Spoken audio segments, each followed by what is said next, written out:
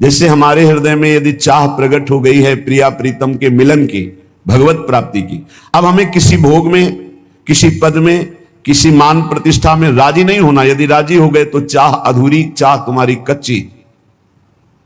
देखो इसमें जरा अपने को इस कसौटी में कसो। चाह भगवत मिलन की तभी मानी जाएगी जब केवल भगवत मिलन में ही आप राजी रहें। अन्य कोई मान प्रतिष्ठा, रुपया, पैसा, लाभ, सुख, इन पे आपकी हृदय की वृत्ति राजी न हो, उसे कहते हैं भगवत मिलन की चाह। जब चाह हृदय में भगवत मिलन की होती है तो उनके बिना जीना कठिन हो जाता है। सच्ची चाह का स्वरूप होता है अनिवार्य, अत्यंत आवश्यक, उसकी पूर्ति होनी ही चाहिए, नहीं मैं जी नहीं सकता। ये भगवत प्राप्ति की चाह देखो किसके हृदय में है। भारी प्रपंच छाया हुआ है चित्त में। जो कंचन कामनी विजयी हैं वो भी कीर्ति में लड़खड़ा के गिर जाते हैं, मान प्रतिष्ठा में गिर जाते हैं। हमारा नाम रोशन हो जाए, हमारा नाम का कीर्ति हो जाए, प्रकाश हो जाए, बहुत बड़ी हानि।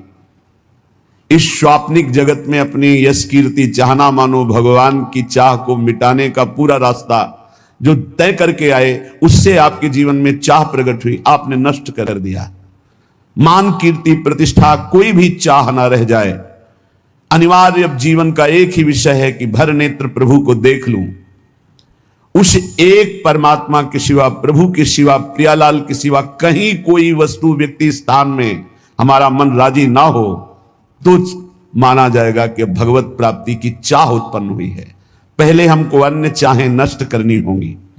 जब प्रेमी अपने प्रीतम इष्ट देव के बिना जीना मुश्किल हो रहा है, अब नहीं जी सकता, प्राण निकल जाएंगे यदि नहीं मिलेंगे, तो इष्ट देव को विवश होकर अव्यक्त से व्यक्त होना पड़ता है।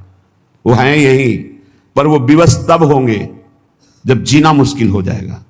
मदन टेर में एक संत रहते थे जो बाह्य नेत्रों से रहित थे, जिसे नेत्रहीन कहा जाता है, लेकिन वो वास्तविक अंधे नहीं थे।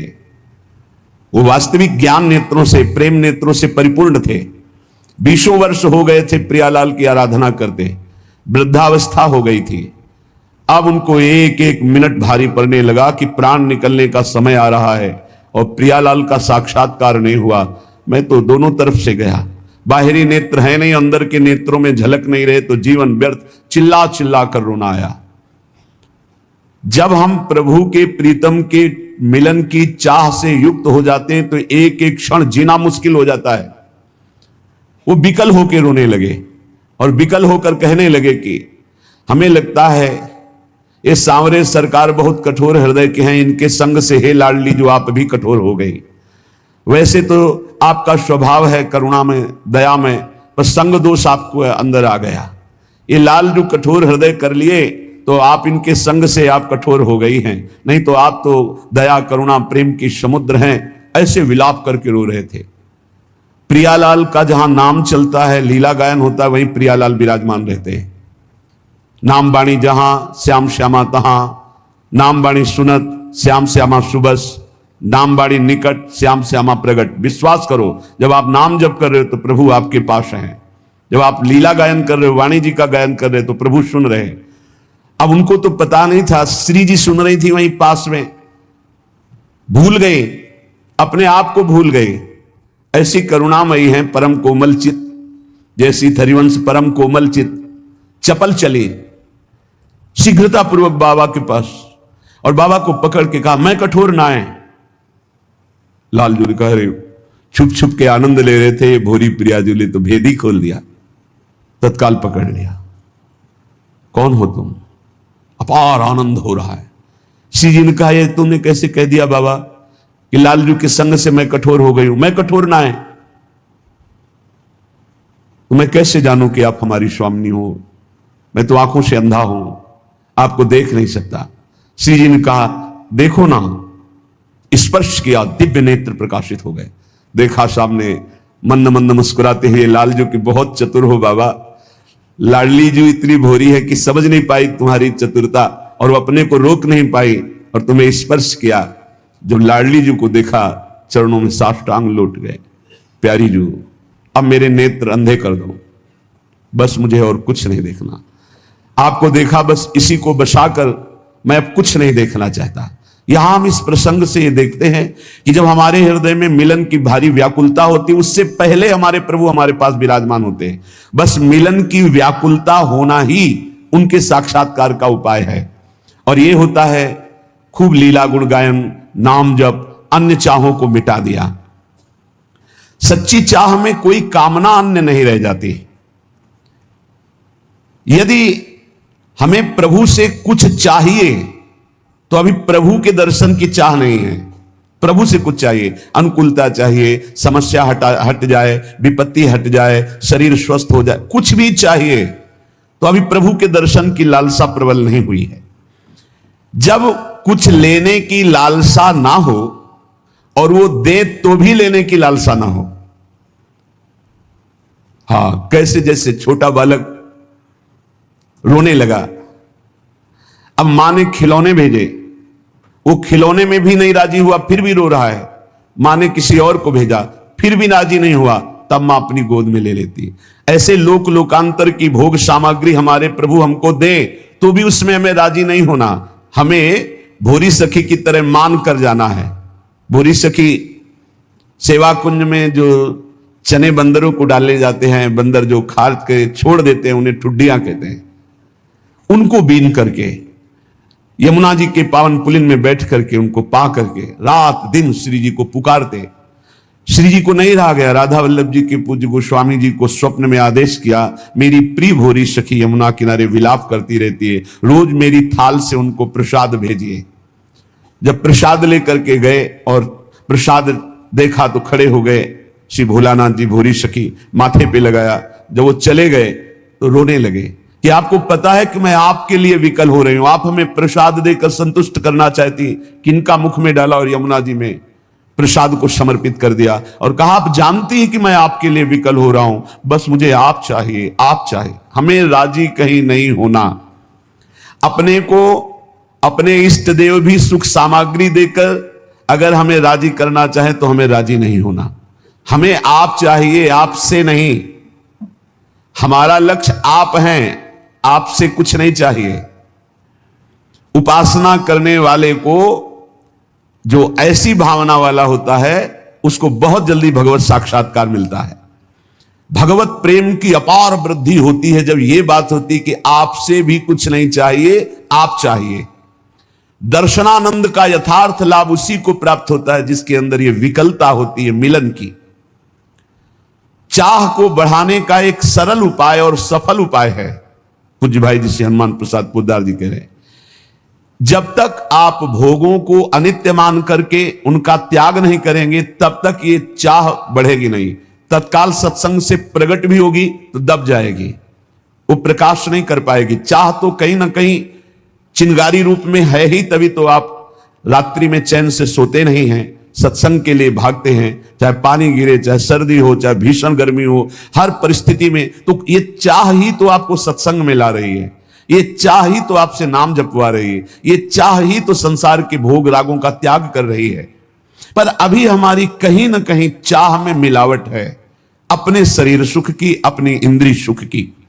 जब हम संसार के समस्त भोगों को दुखदायक समझकर, नाशवान समझकर सारी इच्छाएं छोड़ देते हैं और कोई परलोक की कामना नहीं रखते, स्वर्ग जाएंगे, अप्सराएं मिलेंगी, अमुक अमुक अमुक, ऐसा इन भोगों का भी त्याग और निरंतर नाम जप और भगवत लीला गायन, ये दो बातें जीवन में बहुत जोर की बैठ जाए।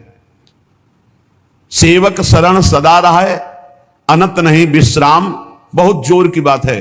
कै बाणी हरिवंश की और कै हरिवंश नाम, समिट जाओ, दो जगह समिट जाओ। या तो बाणी चल रही, पद गुनगुना रहे हैं, और या नाम जप चल रहा है, और संसार के समस्त भोगों को अनित्य जानकर उनकी तरफ से उदास हो जाओ। नहीं भोगना, नहीं सुख है, चाहे जितना आप संसार के भोगों को एकत्रित कर लो, भोग लो, परिणाम में दुख, अशांति, चिंता, शोक, भय यही बना रहेगा। जब उपासक समस्त भोगों की वृत्ति का त्याग करके एक एक वृत्ति से भजन करता है, भगवत चिंतन करता है, भगवत लीला गुणगायन करता है, तो उसके अंदर विरह प्रकट होता है। ये आग होती, आग, विरहाग्नि। ये भगवत विरह एक ऐसी दुर्लभ स्थिति है जो किसी किसी महान सौभाग्यशाली को प्राप्त होती है। ये सबको प्राप्त नहीं होती, सबको हो सकती है, पर इस कोटि का त्याग कोई नहीं कर पाता। बहुत आश्चर्य होता है, जिन भोगों के लिए बड़े बड़े वैरागी डरते रहते हैं कि कहीं हमें पतित न कर दे, सत्संग और नाम जप का प्रभाव ऐसा कि हमने कई ऐसे गृहस्थ परिवार देखे हैं अपने संपर्क में हैं, शिष्य जन हैं और आजीवन ब्रह्मचर्य का नियम लिए हैं। सब परिवार सुख भोगों का त्याग करके बलिहारी है उनके ऊपर अपार कृपा, पर अभी कहीं किसी राग में टिके हुए हैं जिससे विकलता नहीं आ रही। कोई न कोई आंतरिक राग है, उसको छोड़ दो तो विकलता आ जाए। कह रहे हैं ये परम सौभाग्यशाली किन्हीं उपासकों में ये विरह प्रकट होता है। विरह स्थिति, बिना विरह के संयोग सुख का अनुभव नहीं होता। जो लोग ये समझते हैं कि इस प्रेम मार्ग में विरह नहीं, तो आप भोरी सखी के पद पढ़ के देखो कैसा विरह है। विधि निषेध की परवाह नहीं शास्त्र की। प्रेमी का बस एक ही स्वभाव बन जाता है, उनकी याद करके रोना। वृंदावन धाम है, यहां की यही रीति है। समस्त गोपीजन एक साथ बैठ जाती, भगवत चर्चा करती है और चीख चिल्ला के रोती। कभी संयोग का अनुभव होता है श्री कृष्ण के, कभी वियोग का अनुभव होता है। पल पल में नवीन नवीन प्रेम का आनंद उत्पन्न। यही दशा देख करके तो उद्धव जैसे ज्ञानी वो धूल धूसरित हो गया ज्ञान कि अभी हमको वो श्री कृष्ण का प्रेम प्राप्त नहीं हुआ जो इन महाभाग्यशाली गोपियों को प्राप्त है। ये विरह वेदना जब हृदय में प्रकट होती है, ये सारे कर्म संस्कारों को जलाकर राख कर देती है। जो भोग वासना के बीज जन्म जन्मांतर से पड़े हुए हैं सब भस्म हो जाते हैं इस विरहाग्नि में। प्रीतम की स्मृति में अपार सुख और दुख दोनों का अनुभव होता है।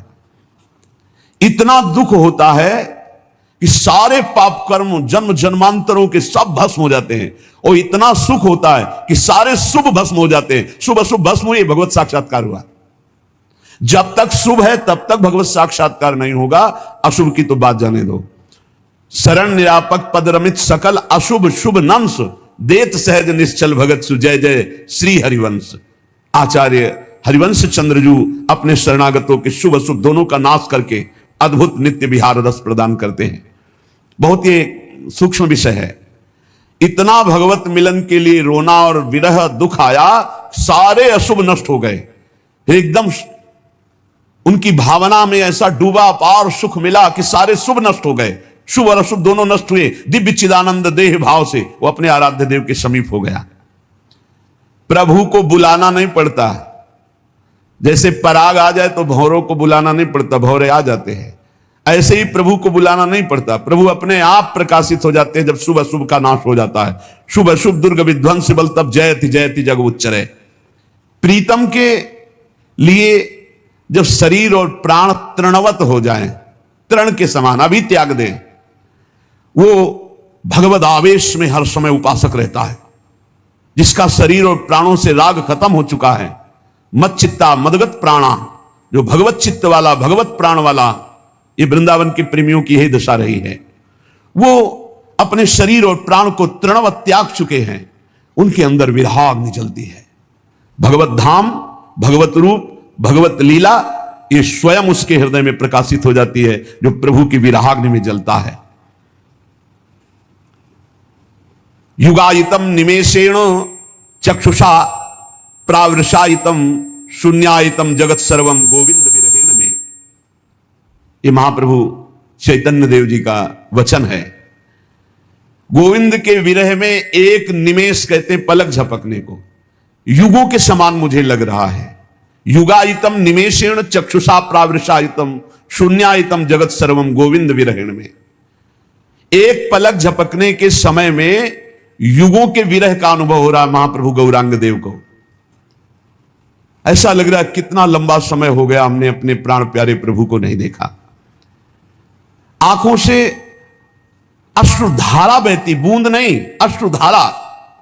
सारा जगत शून्यमय दिखाई दे रहा है, कोई प्रभु के सिवा कहीं कुछ नहीं, एकमात्र प्रभु, और वो दिखाई नहीं दे रहे, इसलिए भारी विरहाग्नि। अशुभ प्रवाह शून्यायितम जगत सर्वम गोविंद विरहण में, गोविंद के विरह में सारा जगत शून्य लग रहा है। एक पलक झपकने का समय भी युगों के समान लंबा लग रहा है।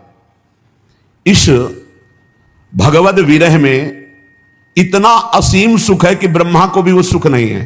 जो ब्रह्म पद में विराजमान ब्रह्मा जी हैं, जो भगवद विरही को आनंद मिलता है, वो ब्रह्मा जी को नहीं। फिर मिलन का जो आनंद होता होगा उसकी बात क्या। जिस दुख के सुख की समानता ब्रह्मा जी के पद में नहीं है, ब्रह्म परमेष्टि पद में फिर उस सुख की समानता कहां की जा सकती है जो अपने प्रीतम को दे। निर्खत नित्य विहार पुलकित तन रोमावली, आनंद नयन सुधार यह जो कृपा हरिवंश की।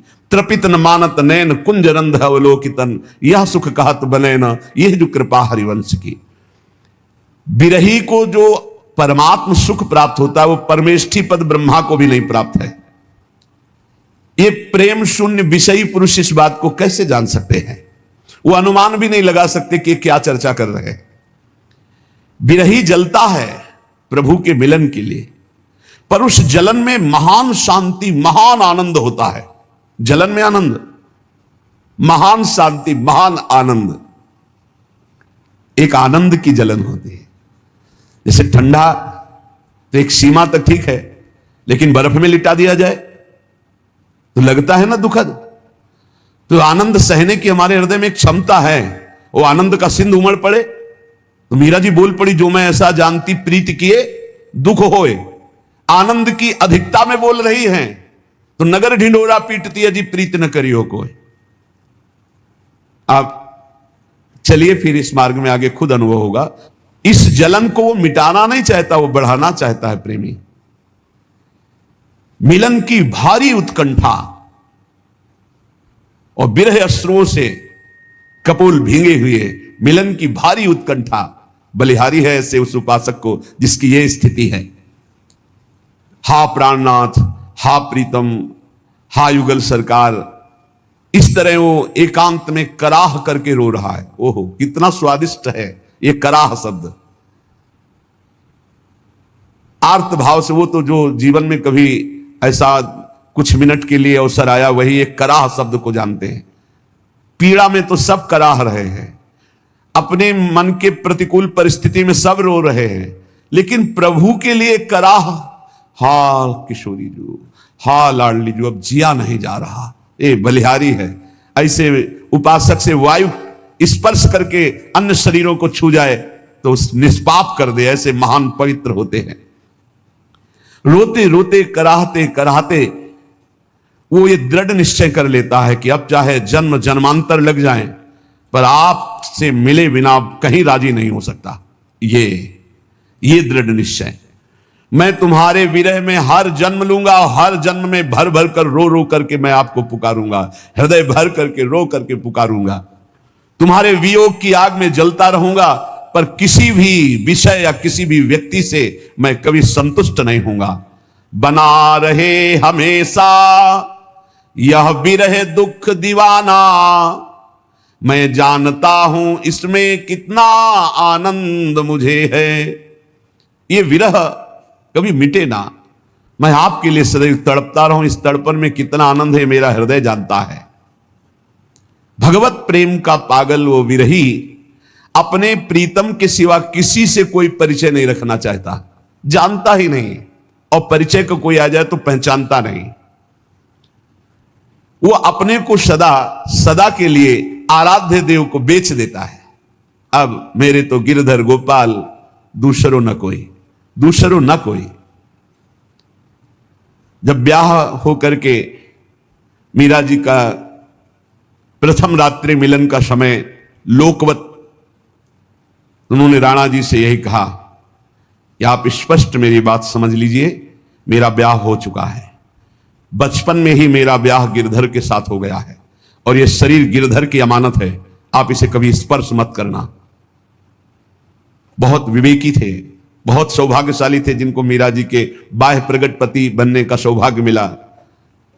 हाथ जोड़कर चरणों में प्रणाम करके खड़े हो गए और कहा, आज मैं ये वचन देता हूं कि एकांत में तुम हमारी गुरु होगी और हम तुम्हारे शिष्य, हमारा गुरु शिष्य का बर्ताव होगा और व्यवहार में आप पत्नी का व्यवहार करेंगी जिससे आपको अनुकूलता परिवार से मिलती रहे। उनका ऐसा ही होगा। एकांत में वो सदैव गुरु की भांति मीरा जी की आराधना करते थे। प्रेमी किसी को अपना मानता नहीं और जो अपने होते उनको पहचानता नहीं। केवल मेरे तो गिरधर गोपाल दूसरो न कोई, जाके सिर मोर मुकुट मेरो पति सोई, मेरे तो गिरधर गोपाल दूसरो न कोई। उनके चरणों में बिक जाता है। देखो कहां बिके हैं अपने लोग, रुपया में राजी, परिवार में राजी, भोगों में राजी, नाना प्रकार के शरीर आराम सुख व्यवस्था में राजी। वियोग की ज्वाला में जलता हुआ उपासक इस निष्ठा को प्राप्त हो जाता है। आश्लिष्यवा पादरताम पिनष्टुमा मदर्शनान मर्महताम करोतु वा, यथा तथा वा विदधातु लंपटो मत प्राणनाथस्तु सएव नापरः। वो चाहे मुझे अपने निज जान करके गले लगा ले, या वो मुझे पैरों से मारकर चरण मारकर ठुकरा दे, तो चल मेरे योग्य नहीं। आश्लिष्य वा पादरताम पिनष्टुमा, ये मेरी विरहाग्नि में जलने वाली निज जन है ऐसा जानकर गले लगा ले, या चरण मार के ठुकरा दे, तू मेरे योग्य नहीं। पादरताम पिनष्टुमा मदर्शनान मर्महताम करोतु वा, कभी मुझे दर्शन न दें। उनकी विरहाग्नि से मेरे मर्म स्थान जलते रहें, परंतु यथा तथा वा विदधातु लंपटो मत प्राणनाथस्तु सएव नापरा, पर मेरे प्राणनाथ आप ही रहोगे, दूसरा नहीं। चाहे मुझे लात मार के टुकरा दो, या अपना जानकर गले लगा लो, या कभी दर्शन न दो, मेरे मर्म स्थानों को विरहाग्नि जलाती रहे, पर मैं आपको ही अपना प्राणनाथ मानूंगा। माना है, मानते रहेंगे, आप जैसा चाहो वैसा व्यवहार करो। ऐसी निष्ठा आ जाती है उपासक के हृदय में। आपको यदि कभी भी ऐसा स्वाद मिला है तो आपका हृदय बहुत पवित्र हो रहा है। क्या स्वाद? एकांत में बैठकर प्रभु की याद में रोना आया है। एकांत में, सभा में तो कभी कभी सात्विक भाव सभा में प्रकट होते हैं तो दो चार बूंद अश्रु निकल जाते हैं, लेकिन इनका कोई खास महत्व नहीं। महत्व है एकांत में आपको कोई देख नहीं रहा और फिर आप अपने प्रभु की याद में रो रहे हैं, वास्तविक हृदय से रो रहे, कोई देख नहीं रहा, पर्दा लगा हुआ, शांत आप एकांत में, वो बहुत महिमाशाली बात है। रोने में प्रभु की प्राप्ति का एक ही उपाय है, सच्ची मानिएगा। सब साधनों का फल है एकांत में बैठकर रोना आ जाना। ऐसे कोई उपाय नहीं दिखाई दे रहा, अब कैसे आपसे मिल पाऊं, और आपके मिले बिना आप चैन नहीं है। दर्श बिन दुख न लागे नैन, अब नहीं। वो जो रोने में आनंद है वो आनंद और किसी स्थिति में नहीं। प्रभु के लिए रोना, रोते रहिए, प्रेम आश्रों से सींच सींच कर नाम पुकारते रहिए। राधा, हा किशोरी जू, हा लाडले प्राण वल्लभ लाल जू, हा प्रिया प्रीतम, ऐसे पुकारते रहिए।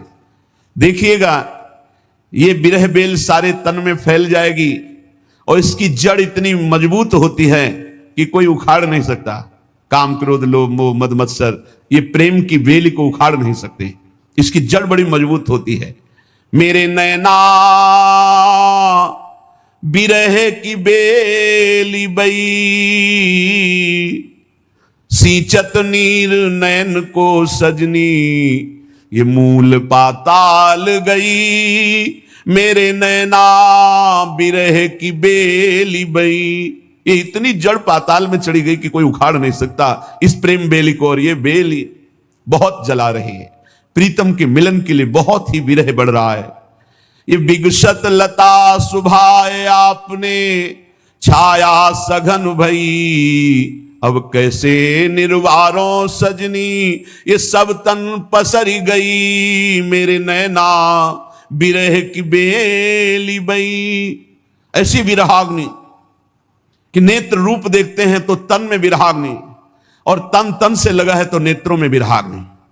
कभी चैन ही नहीं, प्रेमी को कभी पूर्णता ही नहीं अनुभव होती। ये सच है कि ऐसा विरह सच्चे उपासकों में जागृत होता है, जो रात दिन ईमानदारी से सच्चाई से भजन, ये व्यवहार, ये प्रपंच, एक दूसरे का तर्क, ये सब बहुत कूड़ा करकट है। प्रेमी को कब फुर्सत है दूसरे की देखने की, दूसरे की बात करने की, दूसरे विषय की उसकी गुंजाइश ही नहीं है। वो नित्य मिलन में नित्य विरह देखता है और नित्य विरह में नित्य मिलन देखता है। विरही बात करके बात कर, कब मिलोगे, और सामने उसको दिखाई दे रहे। ये बड़ा प्रेम का विलक्षण स्वरूप है। ये अनुभव में ही आता है। अनिर्वचनीयम प्रेम स्वरूपम, ये वर्णन करने में नहीं आता कि सूक्ष्म तरम, बड़ा सूक्ष्म है। मिलन में अमिलन और अमिलन में मिलन, ये स्थिति प्रेमी की रहती है। सर्वत्र अंदर बाहर प्रीतम ही प्रीतम है। अति सुख कर मिलन मधुर, जिसमें होता प्रिय का संयोग। मृदुल मधुर मुस्कान मनोहर, अनुपम दिव्य सुधा रस भोग। देखता है मेरा प्रीतम मंद मंद मुस्कुरा रहा है, और उन्हीं की तरफ देख कर कहता है कब मिलोगे, कब हृदय से लगोगे। मिलन में विरह और विरह में मिलन, बड़ी अटपटी प्रेम की बात है। अंतर्दृष्टि न रहती होती वृत्ति सर्वथा वाह्यकार, किंतु परम उत्कृष्ट नित्य सुख देता प्रिय का विषम वियोग। दिग दिगांत मिलता उनका निस्दिन मद दर्शन संयोग। प्रतिपल हर दिशा में संयोग दिखाई दे, जिधर देखता है अपना प्रीतम दिखाई देता है, पर वो मिलन की चाह से तड़प रहा है। अद्भुत पहेली, जैसे भगवत ऋषि जी कहते हैं, अरबरात मिलवे को निस्दिन, रात दिन मिलने के लिए चटपटा रहा है, लेकिन मिले ही रहते, रात दिन मिले रहते हैं। फिर कह रहे हैं मानो कबहू मिले ना। तब कहा भगवत रसिक रसिक की बातें रसिक बिना को समझ सके ना। तो ये प्रेम, ये विरह तल्लीनता से प्रकट होता है। रात दिन जब हम उनका चिंतन करते हैं, भजन करते हैं, तब हूक पैदा हो जाती, कब मिलेंगे, कब मिलेंगे। जो आधे पल के लिए भी किसी भी प्रलोभन में प्रभु का सुमिरन नहीं छोड़ता, किसी भी संकट में, किसी भी परिस्थिति में, किसी भी सुख संयोग में आधे पल के लिए प्रभु का सुमिरन नहीं छोड़ता, उसे तल्लीनता कहते हैं। कि जपे क्या, हनुमान जी क्या जपते हैं, बोलो। हनुमान जी जपे श्री राम जय राम जय। हनुमान जी का मंत्र ये है। ध्रुव जी जपे ओम नमो भगवते। नारद जी जपते क्या है, नारद जी जपते हैं नारायण नारायण नारायण। अब देखो सब अलग अलग जप रहे हैं कि नहीं, लेकिन एक बात बताओ, नारद जी जप रहे हैं नारायण, हनुमान जी जप रहे हैं श्री राम जय जय राम, और ध्रुव जी जप रहे हैं ओम नमो भगवते वासुदेवाय, और सनकादि जप रहे हैं हरे शरणम हरे शरणम, और भक्ति महारानी जप रही है श्री कृष्ण गोविंद हरे मुरारी हे नाथ नारायण वासुदेव। ये भक्ति जप रही है, भक्ति महारानी। मतलब सब लोग अलग अलग मंत्र जप रहे हैं। अब ये बताओ कि इन सभी मंत्रों में कौन मंत्र सही है और कौन गलत है, बोलो, सब बताओ मेरी मां। क्या हुआ, सारे मंत्र सही हैं। भाई नदी के किनारे हजारों नाव खड़ी होती हैं, और सारी नाव ऐसी हैं कि वो आपको पार लगा सकती हैं। बस आपको एक नाव में बैठना होगा। भगवान के सभी नाम श्रेष्ठ हैं, कोई एक नाम का आश्रय ले लो, भव सागर से पार हो जाओगे। नाम सही है सारे। भाई आपको आज्ञा क्या मिली है, शादी है, हमारे घर में बेटी की शादी है, जैसे आप गौरी गोपाल आए, आपने कहा गुरुजी हम 5 दिन रुकेंगे गौरी गोपाल में, सेवा करेंगे, हमारे लिए कोई सेवा बता दो। तो हमने किसी को कहा कि आप झाड़ू की सेवा कर देना, झाड़ू लगाना। हमने किसी से कहा कि आप भैया ये भोजन बांटने की सेवा करना, भोजन बांटना। हमने किसी से कहा जूता चप्पल के काउंटर में खड़े हो जाओ, भक्तों के जूता चप्पल संभाल के रखना। किसी से हमने कहा कि आप एक काम करो कि भगवान के बर्तन साफ कर दो। तो ये बताओ, हमने सभी को काम बांट दिए, तो जिसको हमने जो काम बांटा है आपको वही काम करना चाहिए कि दूसरा काम करना चाहिए? भाई गुरु की जो आज्ञा है वो आज्ञा चाहे झाड़ू लगाने की हो, चाहे भगवान के बर्तन धुलने की हो, चाहे भक्तों को भोजन, सेवा सारी अच्छी है, कोई इसमें बड़ी नहीं और कोई इसमें छोटी नहीं। आप निष्ठा से, जो श्रद्धा से आज्ञा का पालन करते हैं, उसी निष्ठा के बल पर आपको भगवान का साक्षात्कार होता है। इसलिए गुरु ने आज्ञा दी कि आपको ये मंत्र जपना है, श्रीमन्नारायण श्रीमन्नारायण, आपको वही मंत्र जपना है। अब आपको मैंने कई बार बताया कि चाहे श्रीमन्नारायण जपो, चाहे सीताराम जपो, चाहे राधे कृष्ण जपो, सबका मतलब होता एक ही। भगवान के नाम बहुत सारे हैं। हमारे भगवान के कितने नाम हैं? बोलो कितने? अनंत। हरि अनंत हरि कथा। गोपाल सहस्त्र नाम में गोपाल जी के 1000 नाम हैं। राम सहस्त्र नाम में राम जी के 1000 नाम हैं। विष्णु सहस्त्र नाम में विष्णु जी के 1000 नाम है। नरसिंह सहस्त्र नाम में भगवान नरसिंह जी के 1000 नाम है। तो भगवान के नाम तो हजारों हैं। अब आप ये कंफ्यूजन क्यों रखते हो कि हम तो राम राम जप रहे हैं कृष्ण? अरे चाहे राम राम जपो, भगवान को बड़ा पसंद है राम नाम, भगवान को बड़ा पसंद है कृष्ण नाम, भगवान को बड़ा पसंद है नारायण नाम, हरि नाम, विष्णु नाम। चाहे विष्णु विष्णु जपो, हरि हरि जपो, पहुंचना सबको वही है। हनुमान जी राम राम जपे तो क्या हनुमान जी कृष्ण को राम से अलग मानते हैं? जब महाभारत हो रहा था तब कृष्ण भगवान के उस रथ में झंडे के ऊपर हनुमान जी थे कि नहीं? गीता सुन रहे थे कि नहीं? हनुमान जी एक बार भगवान श्री कृष्ण रुक्मणी जी के संग बैठे द्वारिका में, तो रुक्मणी जी को बड़ा अभिमान आ गया कि जी मैं बहुत सुंदर हूं। तो हनुमान जी को बुला लिया। भगवान कृष्ण ने कि जरा हनुमान जी आएंगे तो रुक्मणी जी का थोड़ा घमंड चूर हो जाएगा।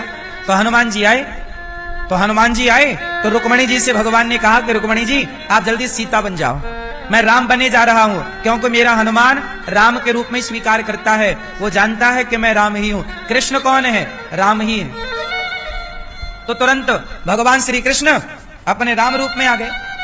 पर रुक्मणी जी बोली नहीं, मैं तो यही हूं, मैं तो सीता जी से भी बहुत सुंदर हूं, मैं तो ऐसी रहूंगी। तो बगल में रुक्मणी जी बैठी और राम बैठे। हनुमान जी आए तो राम को प्रणाम किया और राम जी के कान में हनुमान जी ने कहा, ये आपके बगल में दासी कौन बैठी है? किस दासी को बिठा रखा है? सीता मैया कहां है?